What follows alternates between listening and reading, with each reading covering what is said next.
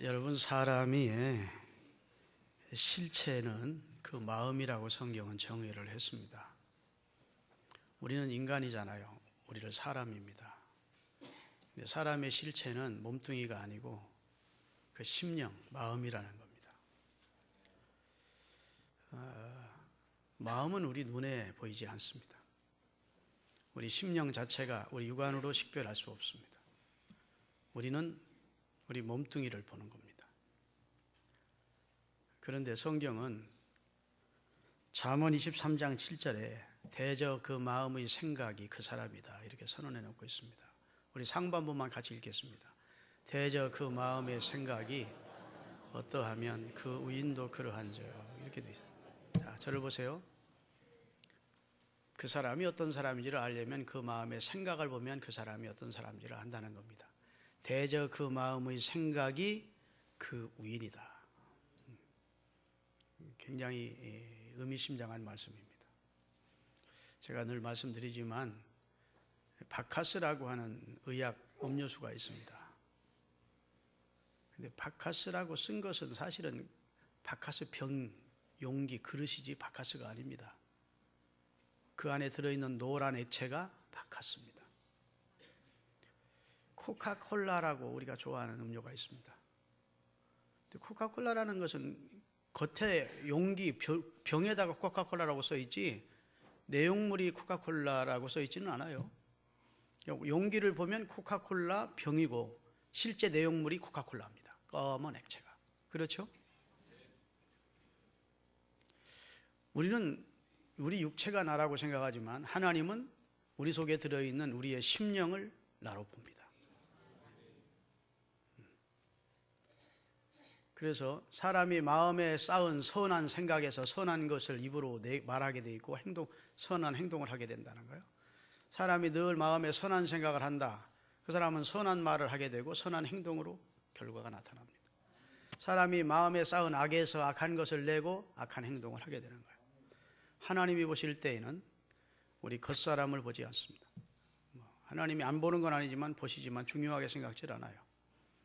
따라합시다. 사람은 외모를 보거니와 나 여호와는 중심을 보느니라. 중심은 심령을 본다 그 말이에요. 마음을 꿰뚫어 본다. 우리는 다른 사람의 마음을 절대로 볼 수 없습니다. 속담이 있죠? 10길 물속 알아도 한 길 사람의 속을 몰라요. 같이 사는 사람이라도 모릅니다. 어떤 생각을 하고 있는지. 그런데 하나님은 불꽃 같은 눈으로 그 사람의 생각을 꿰뚫어 보십니다. 그래서 예수님이 이 세상에서 공생에 사역하실 때 사람들의 마음의 생각을 아시고 이런 말씀이 굉장히 많이 나와요. 저들의 생각을 아시고 심중에 무엇을 의논하는 것을 아시고 이런 말씀 나오죠. 예수님은 우리 같은 육안만 가지고 계신 분이 아니라 그는 성자 하나님이셨기 때문에 사람의 마음의 생각을 꿰뚫어 보시고 아셨다고요. 그리고 그에 대한 해답을 해주신 내용이 성경에 참 많습니다. 그렇기 때문에 성경은 우리가 지켜야 될 것이 참 많이 있지만 건강도 지켜야 되고 가정도 지켜야 되고 재물도 지켜야 되고 나라, 국가의 입장에서 나라도 지켜야 되지만 무릇 지킬 만한 것보다 네 마음을 지키라. 잠언 4장 23절 잘하는 내용이니 같이 읽겠습니다. 무릇 지킬 만한 것 중에 더욱 내 마음을 지켜야 된다. 생명의 근원이 거기서부터 출발하는 것이다. 축복도 마음에서부터 출발하는 것이고 구원도 마음에서부터 마음으로 믿어 의에 이르고 입으로 시인해서 구원받거든. 구원도 거기서 출발하는 것이고 믿습니까? 하나님 앞에 저주받고 심판받는 것도 마음이야. 저주받을 생각하고 저주받을 행동하면 심판받는 거야. 생명의 근원이 거기서부터 출발해요. 묻고 푸는 권세가 하나님이 따로 있는 게 아니고 우리가 땅에서 매면 하늘에서도 매이고 우리가 땅에서 풀면 하늘에서 풀겠다는 말은 우리 마음의 생각을 내가 잘 해야 된다는 겁니다. 우리 심령 관리를 잘 하라 그 말이에요.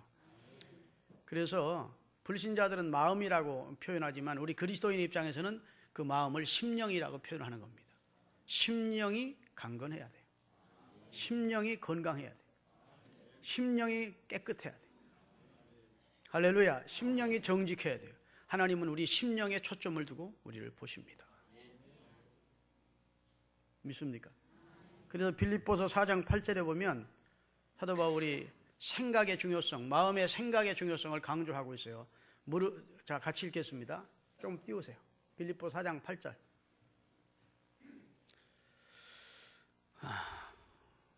자, 사랑하는 자들아 그래 놓고 이것들만 생각하라 그랬네요. 끝으로 형제들아 무엇이든지 참된 생각, 경건한 생각, 옳은 생각, 정결한 생각, 사랑받을 만한 생각, 칭찬받을 만한 생각, 무슨 기림이 있든지 이것들을 생각하라.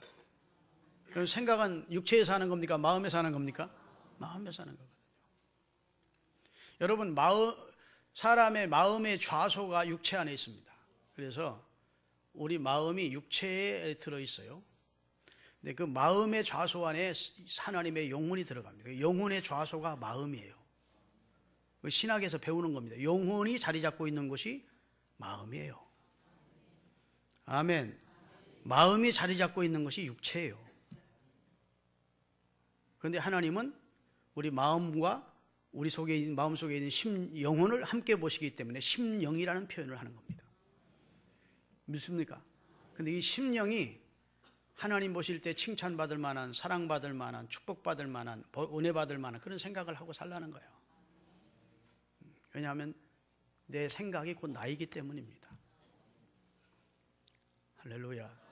사람이 생각을 지키며 산다는 건, 마음을 지키며 산다는 게 자기 자신의 생사와 화복을 그 속에서 내가 지키며 사는 것이기 때문에 그 어떤 것보다 중요한 것이 마음을 지키는 것임을 깨달으시기를 바랍니다. 오늘 이 시대는 문화적이고 과학적이고 문명적인 혜택을 우리 모두가 받으면서 살아서 참 예전보다 편리한 세상을 삽니다. 그런데 마음이 병든 사람들이 참 많습니다. 심령이 나약해진 사람들이 참 많습니다. 사단의 점령과 눌림을 받은 사람들이 또 많이 있습니다. 그래서 요즘 사회적인 문제가 되는 경우가 많죠. 여러분, 우리가 병원에 가서 주사를 맞고 약국에서 약을 사고 혹은 수술을 받고 그래서 병이 치료되기도 하지만 심령, 곧 마음이 건강하지 못한 사람은, 마음이 강건하지 못한 사람은 아무리 좋은 약도 효용이 없음을 성경 지금부터 수천 년 전에 말씀을 해주셨어요. 그래서 요즘 의학계에서도 그 사실을 인정하고 정신건강, 마음의 건강 쪽으로 상담이 하고, 그래서 우선 마음부터 살 수 있다는 확신과 용기를 가지도록 해준 다음에 투약을 해주는 겁니다. 그렇죠? 자, 잠언 17장 22절입니다. 성경이 이에 대한 답을 해주고 있어요. 마음의 즐거움은, 여기 보약과 같아도 그 말입니다. 사실은 마음의 즐거운 마음, 우리 마음이 건강해야 되는데 즐거운 마음, 기쁜 마음은 보약 같고, 심령에 근심이 있는 사람, 그 심령이 늘 어둡고 근심이 있는 사람은 뼈를 마르게 하는 것 같아요. 건강에 그렇게 해롭다는 겁니다. 육체가. 18장 다 같이, 사람의 심령이 건강하면 그 병을 능히 이길 수 있대요. 의학적으로는 이 양반이 참 살기 힘들다 하는 병도 심령이 강건한 사람은 믿음으로 그 병을 능히 이겨내는 경우가 많습니다. 그러나 심령이 상해 있으면, 심령이 병들었거나 큰 상처가 있고 심령이 재구실을 못하면 누가 그 병에서 그를 일으켜 줄 수 있겠느냐는 거예요. 못 일어난다는 겁니다. 결국은 끝난다는 거예요. 믿습니까? 여러분, 바리새인들이 한 번은 예수님께 이런 질문을 합니다. 당신 하나님의 아들이라며, 그러면 하나님의 나라가 어떻게 임합니까? 언제 임합니까? 이렇게 물었어요. 그랬더니 예수님께서 하나님의 나라는 여기 있다 저기 있다 못한다. 그리고 육안으로 볼 수 있게 임하는 것이 아니다. 하나님의 나라는 심령 속에 있다. 자, 성경 누가복음 17장 20절 21절입니다. 바리새인들이 하나님의 나라가 어느 때 임하나이까 묻거늘 예수께서 대답하여 이르시되 하나님의 나라는 볼 수 있게 임하는 것이 아니요 또 여기 있다 저기 있다고도 못하리니 하나님의 나라는 너희 안에 있느니라. 사람의 심령에 먼저 하나님의 나라가 이루어져야 이 땅을 마치고 하나님의 영원한 눈물과 탄식과 고통과 이별과 아픔이 없는 하나님의 나라로 들어가는 것이지, 이 세상에서 교회를 다니면서도 그 사망에 짓눌려 있고 두려움에 짓눌려 있고 죄책에 짓눌려 있고 마음의 기쁨도 없이 천국을 이루지 못하고 사는 사람이 어느 날 죽었다고 그 사람이 집사라고 권사라고 장로라고 천국 가는 게 아니라는 겁니다. 살아생전에 복음을 이해하고 복음의 내용을 믿고, 아, 나는 용서받았구나, 나는 구원받았구나, 하나님이 나와 함께 하시는구나, 하나님이 나를 인도해 주시는구나, 내 본향은 영원한 천국이구나, 어느 때 내가 생을 마치더라도 나는 구원받아 하나님의 나라 갈 수 있구나, 이러면서 그 마음에 구원의 기쁨과 감격으로 충만해서 마음의 천국이 이미 이루어진 사람이 이 세상의 삶을 마감했을 때 육체를 벗어나 그 심령이 천국으로 가는 것이지, 구원의 기쁨과 용서받은 기쁨과 하나님이 함께해 주시는 은혜에 대한 기쁨을 알지 못하는 사람이 어느 날 교회 다녔다고 천국 간다는 것, 성경은 그런 약속은 없어요. 아멘 하세요. 그러니까 이 말씀으로 여러분을 잘 반추해 보실 수 있기를 바랍니다. 여러분의 마음에 하나님의 나라가 건설이 되어야 된다고. 다시 말씀해, 하나님의 나라는 성령의 역사를 통해서 우리 마음에 임재하는 것입니다. 구원받은 자의 심령에 임재하는 거예요. 늘 천국을 누릴 수는 없겠지만 어느 한날 구원의 감격을 강력하게 느낀 사람이, 그 사람은 천국이 이미 우리 가운데 와 있는 거예요. 성령이 와 계신 거예요. 여러분, 우리가 예를 들어서 한 3천만 원짜리 롤렉스 시계를 잊어버렸어요. 잊어버려서 늘 절망하고 늘 슬퍼하다가 어느 날 생각지도 않은 곳에서 찾았어. 기뻐요, 안 기뻐요? 너무너무 기쁘지. 근데 그 다음날도 기쁘고 그 다음날도 기쁘고 1년 후에도 기쁘고 10년 후에도 기쁠까? 그때 이런 것을 얻었다는 기쁨은 뭐 하루 갈 수도 있고 이틀 갈 수도 있어요. 그렇죠?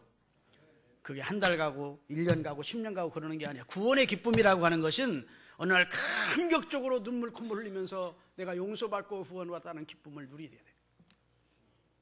그리고 그 기쁨은 약간 우리가 살면서 세상에 막 얹혀 이 살벌한 세상 생존경에 살다 보면 구원의 기쁨은 잠시 잠깐 소멸될 수 있어요. 그래도 다시 회복되면 돌이켜보면, 아, 나는 구원받았지, 나는 하나님의 아들 딸이지, 이렇게 다시 회복이 되는 겁니다.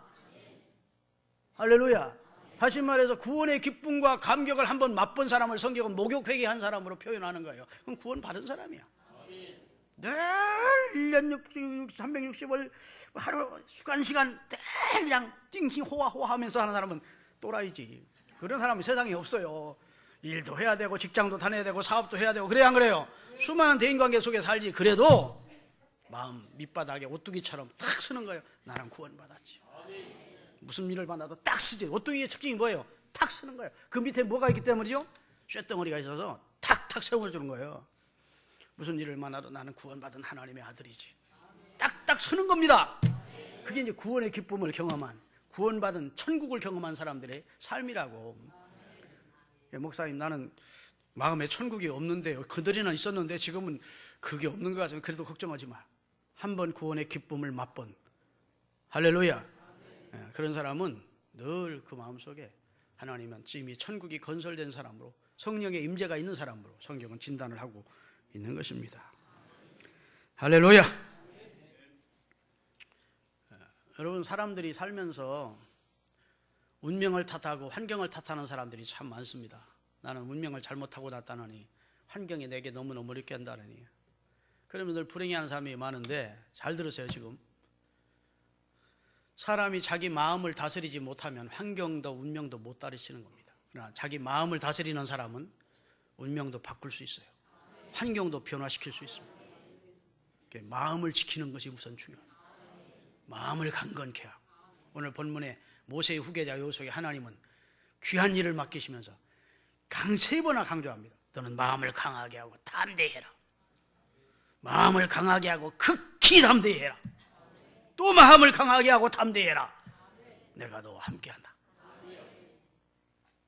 하나님의 은총과 축복의 삶을 살려면 우선 마음이 주 그리스도 안에서 내가 복음 안에서 해방된 존재임을 알아야 되고, 눌린 자에서 해방돼야 돼요. 눌린 상태. 여러분, 우리가 벌초를 하다 보면 그 잔디가 이렇게 자라잖아요. 그런데 이게 큰 돌이 하나 있습니다. 그럼 그 돌을 이렇게 제껴 놓으면 그 밑에 노란 제대로 상생하지 못한 약한 풀들이 있어요, 없어요? 주변의 풀들은 푸릇푸릇하게 막 건강하게 자라는데, 이건 바위에 눌려가지고 제규수를 못하고 그냥 겨우 생명만 유지하는 노란 풀들이 있다고. 오늘 본문에 예수님께서 이 세상에 오신 것은 눌린 자를 자유케 하려고 왔대요. 사단에 눌려있는, 두려움에 눌려있는, 죄책에 눌려있는, 영원한 지옥의 형벌에 눌려있는 사람들을 그 눌린 짐을 벗겨주어서 우리를 자유케 해주려고. 여러분, 그 바위를 제껴주면 이 풀이 2, 3일 후에 가보면 다시 푸릇푸릇해 솟아나는 거예요. 힘있게 자라나는 겁니다. 할렐루야. 하나님의 아들이 이 세상에 오셔서 하신 가장 큰 역사는 여러분과 저를 죄의 속박으로부터, 사단의 흉악의 결박으로부터, 악한 그런 죄와 공포에 대한 두려움으로부터 우리를 풀어주신 거예요. 아멘. 놓여주신 거라고. 오늘 본문을 다시 한번 누가복음 4장 18절 19절을 함께 보겠습니다. 주의 성령이 예수님에게 임한 것은 가난한 심령이 가난한 자들에게 주의 복음을 전하게 하시고, 내게 성령의 기름을 부으시고 나를 보내사, 자, 죄의 포로되어 있는, 사단의 포로되어 있는 자에게 자유를, 영적으로 눈이 먼 자들, 그래서 영적 세계에 대한 실제를 전혀 알지 못하고 보지 못하는 자들에게 눈을 열어주시는, 눈을 열어 다시 보게 함을, 그 다음에 눌린 자를, 죄 사단에 눌려있는 자를 자유롭게 해서, 그 다음에 주의 은혜의 해를 전파해. 저 하늘에 달려있는 해를 선포한다는 말이 아니에요. 은혜의 해라는 말은 희년을 선포하겠다는 말이에요. 성경을 좀 읽은 분들은 희년이 무슨 뜻인지 알 거예요. 이스라엘 백성들은 77은 49해서 77은 7년씩 7년이 지나면 7번이 지나면 49년이 지나요. 그럼 50년째 되는 해는 희년이라 해서 선포를 해버립니다. 그러면 자기 집에 노예로 되어 있던 노예들 다 해방시켜줘야 돼요. 자, 외국에 가서 포로로 잡아온 노예랄지라도 희년에는 자기 집으로 고국으로 돌아가도록 해줘야 돼요. 빚을 못 갚아서 자기 집에 종으로 온 사람도 그 해에는 자유함을 줘야 돼요. 자기 집으로 돌아가도록. 이해되십니까? 내가 땅을 샀어요. 이스라엘 백성들은 땅이 여호와의 것이라 해서 지파별로, 각 지파별로 분배를 해 주었어요. 그래서 내가 이 돈이 많고 이 사람은 돈이 없어서 땅을 팔아야 될 입장이 됐어. 그래서 내가 므낫세 지파인데 에브라임 지파 땅을 샀어. 그러면 영원히 내 땅 되는 게 아니에요. 50년대 되던 해에는, 신년에는 그 땅을 다시 본 지파에게 돌려줘야 돼요. 그게 신년이에요. 다시 말해서 모든 속박과 그 다음에 억압으로부터 자유케 되는 것. 하나님의 아들이 이 세상에 오신 것은 죄의 속박으로 노예되어 있고, 마귀에 노예되어 있고, 사단에 노예되어 있고, 영원한 사망에 노예되어 있던 우리를 신년을 선포하기, 은혜의 해를 선포하려고 왔대요. 너는 자유함을 얻었다 그 말입니다.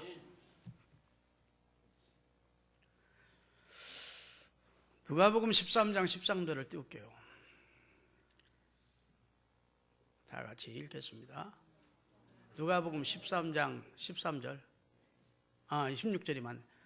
그러면 18회 동안, 그 말은 18년 동안 사단에게 매인 바 된 이 아브라함의 딸을, 자, 누구에게 매여 있었어요? 18년 동안 사탄에게 매인 바, 묶여 있었대. 사탄이 그를 매고 있었대. 근데 이 사람이 누구의 자손이요? 아브라함의 자손이야. 다시 말해서 여러분과 저처럼 그리스도인이야. 선민인데 안타깝게도 선민이면서도 사탄에게 매인 상태로 신앙생활을 하고 있었다는 거예요. 근데 예수님이 안식일 날 그 사탄에게 매여있는 그 여인을 치료해 주었어요. 이 여인은 허리가 굽고 손이 마르고 몸 전신이 다 틀어지는 그런 중증 장애인이었어요. 예수님께서 그 여인을 깨끗게 안식일 날 치료해 주었어요. 그랬더니 바리새인들이 시비를 거는 거예요. 왜 당신 하나님의 아들이라고 하면서 율법을 범하는, 왜 안식일 날 일을 하느냐? 치료하는 일을 했다는 겁니다. 이래서 당신은 하나님의 법을 버겼다는 거예요. 그러니까 대답하는 말씀이 이 말씀이요. 그러면 자, 내가 다시 반문하겠다. 18년 동안 사탄에게 매인받아 고생하던 이 여인 아브라함의 딸을 내가 살려낸 것이, 고친 것이 잘못이란 말이냐? 그런 말이에요. 중요한 키포인트가 뭔 줄 아십니까? 아브라함의 딸이었는데도 불구하고 사탄에게 매인받은 사람이 있을 수 있다는 겁니다. 교회는 나오는데도 아직도 모든 의식구조가 사탄에게 매여 있어서 늘 두려워하고 걱정하고 늘 좌절하고 죄책감에 벗어나지 못하고 늘 자신감 없고 늘 심령이 어둡고 이렇게 사는 사람은 구원은 받았을지 몰라도 아직도 사탄에게 그냥 매여 있는 사람이라. 벗어나기를 원하는 겁니다. 하나님은. 아멘 좀 하세요. 벗어나기를 주님이 원하죠. 여러분, 성경에 보면 가시를 저주에 비유합니다. 가시. 그래서 찬송 가운데 저주의 가시채로 관을 쓰셨네. 그래요. 저주. 예수님이 저주받을 일을 하셨습니까? 예수님이 심판받을 만한 죄를 지은 적이 있으십니까? 성경에 보면 예수님은 죄를 경험한 적이 없는 자라고 기록하고 있어요. 근데 그분이 저주의 나무에 달려 십자가에서 우리를 위해 죽으셨어요. 자, 갈라디아서 3장 13절. 그리스도께서 누구를 위하여? 우리를 위하여. 저주받을 일을 안 했는데 저주를 받은 바 되사.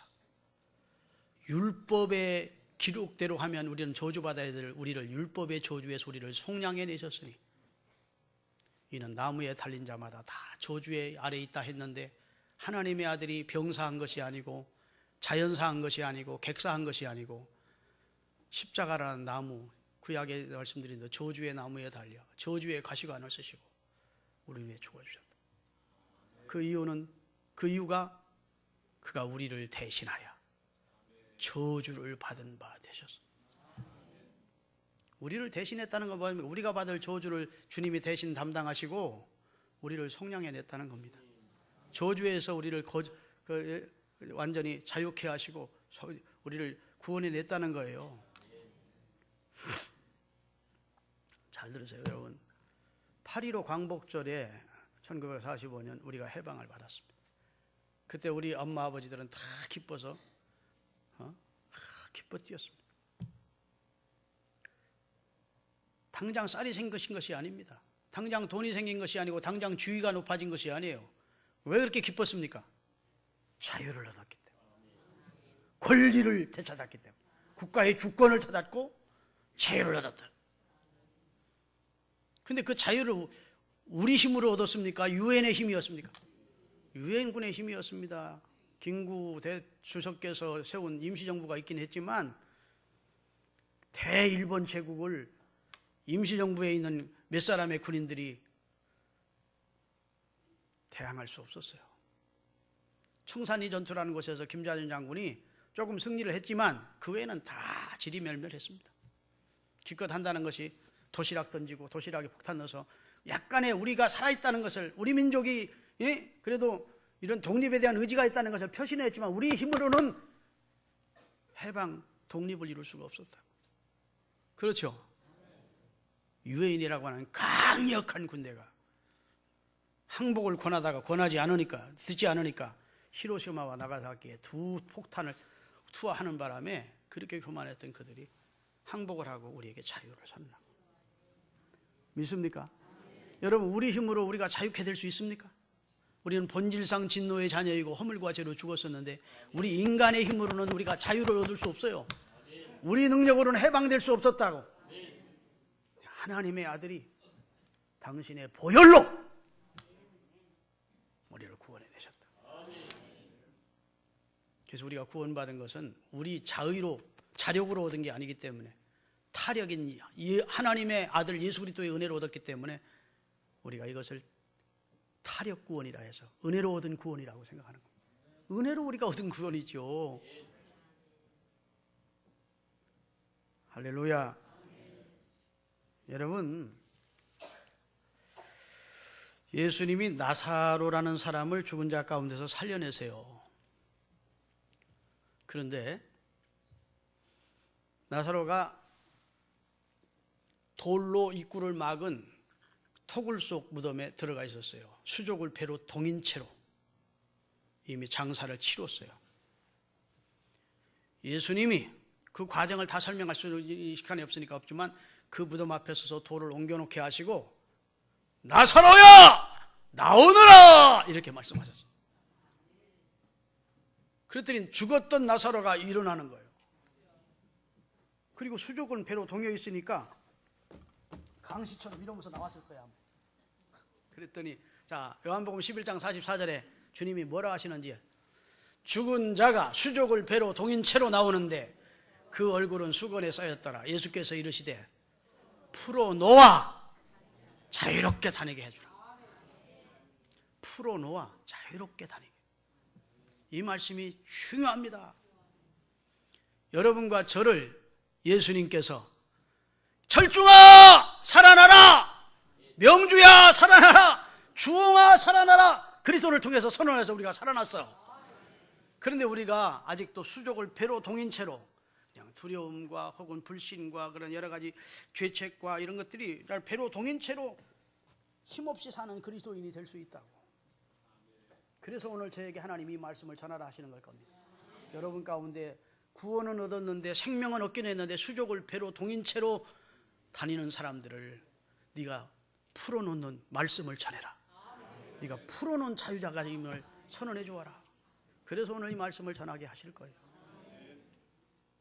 여러분, 아직도 그런 거에 얽매여 있고 흉악의 결박에 매여 있거든. 주님이 나를 풀어주셨다는 사실을 기억하세요. 내가 스스로 지금 나를 얽매이고 있는 것이지 주님은 이미 나를 풀어주셨어. 그래도 본인은 아직도 묶여있는 상태인 줄 착각하고 사는 거예요. 이사야서 58장 6절 띄우겠습니다. 다 같이. 내가 기뻐하는 금식은 뭘 풀어줘요? 흉악의 결박을 풀어주며 나를 멍에처럼 매고 있던 줄을 끌어주며 압제당한 자를 자유하게 하며. 소나 말이 여기에 매는 게 뭐라고 그래요? 멍에라고 그래요. 그 멍에를 꺾어버리는 것이에요. 우리가 하나님의 은혜로 구원받은 사실을 알고 예수 그리스도의 이름으로 기도하고 혹은 특별 기도하고 금식 기도하고 기도하면 나를 얽어매고 있던, 내 환경을 얽어매고 있던 흉악의 결박이 풀어진대요. 나를 짐스럽게 하는 멍에가 꺾어진대요. 놀라운 축복된 선언입니다. 할렐루야. 우리가 그런 은혜를 예수님이 주시려고 이사야 53장에 보면 그가 찔림은 우리 허물 때문이고 그가 상함은 우리 죄악 때문이고 그가 징계를 받음으로 우리가 나음을 입고 그가 채찍에 맞음으로 우리가 새 생명을 얻게 된 거예요. 그렇게 해주셨는데 아직도 자기는 수족을 배로 동인 줄 알고 사는 사람들이 있다고. 자신감을 가지고 강하고 담대한 마음으로 하나님 주시는 축복과 비전을 바라보고 살아야 되는 그런 멋있는 그리스도인이 돼야 되는데 늘 이러고 사는 사람들이 있다고요. 그렇게 살지 않기를 주님이 원하십니다. 여러분과 저는 그리스도 안에서 새로운 피조물이 됐어요. 새로운 존재를 하나님이 만들어 주셨다고. 옛 것은 아니에요. 옛 것은 지나가서. 아멘. 나는 하나님이 새롭게 만들어준 존재야. 계속해서 결박된 상태로 살지 마세요. 죄책이 계속 끌어내. 나는 죽고 마땅한 죄인이야. 이거 주님이 원하는 거 아니에요. 나 내 죄를 용서했는데 무슨 소리냐. 맨날 두려움 속에 살아. 맨날 남 미워하고 그냥 시기하는 마음으로 살아. 다 결박되어 있는 거예요. 육안으로는 안 보이지만 결박되어 있는 거예요. 풀으셔야 돼요. 우리는 그렇게 살 사람들이 아닙니다. 할렐루야. 그래야 심령이 건강해져요. 하나님의 관심은 심령에 있어요. 하나님이 귀하게 쓰신 분들을 보면 다 심령이 건강했어요. 육체 건강했다고 하나님 쓴 사람은 없어요. 육체 건강해도 골리앗은 물맷돌 하나에 꺾어지고 그렇게 이스라엘 온 백성보다 키가 크고 목 하나가 더 있던 사울도 하나님 떠나니까 끌어. 심령이 강건한 다윗을 세우시고 심령이 강건한 세례요한을 통해서 이스라엘을 새롭게 하세요. 심령이 강건해야 된다. 여러분 심령이 강건하시기를 바랍니다. 그래서 예수님께서 주의 성령이 내게 임하셨으니 이는 가난한 자에게 복음을 전하게 하시려고 내게 기름을 부으사 포로된 자에게 자유를, 눈먼 자에게 다시 보게 함을, 눌린 자를 자유케 함을 선포하여 은혜의 해를 선포하게 했느니라. 그래놓고 누가복음 4장 21절 보면 주님이 오심으로 이 사실이 응해졌대요. 같이 한번 띄우세요. 누가복음 4장 21절. 이에 예수께서 그들에게 말씀하시되, 누가복음 4장 18절부터 19절에 있는 이 말씀이 오늘 너희 귀에 성취됐느니라. 내가 와서 이렇게 포로된 자가 자유케 된 것이고, 눈먼 자가 다시 보게 될 것이고, 눌린 너희가 자유케 되는 것이다. 이 말씀이 구약에는 성취된 말씀이 아니지만 신약에 나를 통해서 성취된다.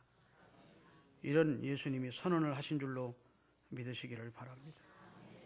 사랑하는 여러분, 예수 그리스도의 복음은 인간에게 참된 기쁨과 해방과 자유를 맛보게 하는 거예요. 다 같이 부릅시다. 나 자유 얻었네. 옆에 사람, 너 자유 얻었네. 여기부터 다 같이 자유 얻었네. 나 자유 얻었네. 너 자유 얻었네. 우리 자유 얻었네. 주 말씀하시기를 쇠사슬 끈끈해 우리 자유 얻었네. 할렐루야. 나 자유 얻었네. 너 자유 얻었네. 우리 자유 얻었네. 자유함이 여러분에게 주어졌음을 확신하십니까? 네. 눌린 상태로 살지 마십시다. 예수 믿으면서 이렇게 얼굴 툭 수그리고 온 세상 근심 걱정 다 짊어진 사람처럼 살 필요가 없어요. 당신의 아들 예수 그리스도께서 십자가에 피 흘려 죽게 하신 하나님은 우리를 속박해서 죄의 사슬에서 사망에서 우리를 건져주시고 자유케 하시려고 그런 놀라운 은혜를 베풀어 주셨는데 아직도 그런 상태에 있으면 주님이 얼마나 답답해 하시겠어요. 요한복음 10장 10절 읽고 마치겠습니다. 다 같이 읽겠습니다.